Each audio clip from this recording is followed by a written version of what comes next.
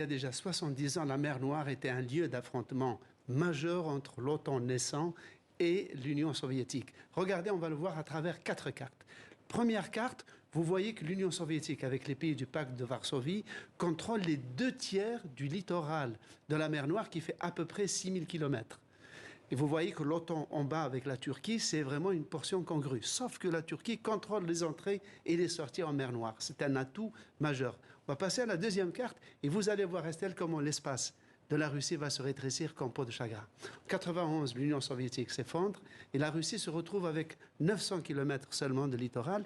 Et c'est l'Ukraine qui hérite du plus vaste littoral, 3000 km presque la moitié. Eh bien, ce littoral va passer ensuite en 2004, lorsque la Roumanie et la Bulgarie intègrent l'OTAN, donc leur littoral élargit l'espace de l'OTAN et la Russie est vraiment dans la portion congrue. Et c'est une des raisons majeures qui ont conduit les Russes à vouloir retrouver l'ancien espace impérial, parce que l'espace soviétique, c'était l'espace de la Russie tsariste.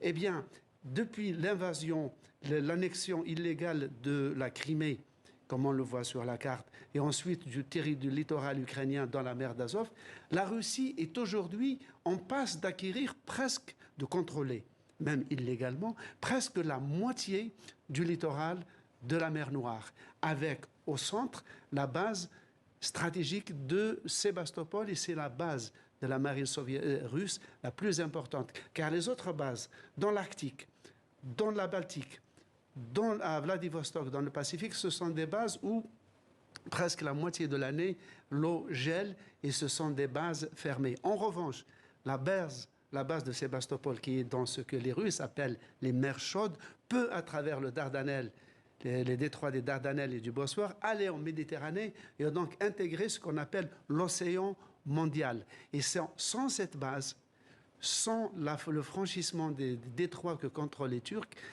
il n'y a pas de marine, il n'y a pas réellement de marine russe sur le théâtre international. Et ce qui aide les Russes, c'est que le passage par le détroit du Bosphore et des Dardanelles obéit à une convention de Montreux signée en 1936, et c'est elle qui interdit à la Turquie de faire la pluie et le beau temps, sauf en cas de guerre. Voilà pourquoi la Russie et la Turquie maintenant peut interdire la sortie et l'entrée des navires de guerre russes.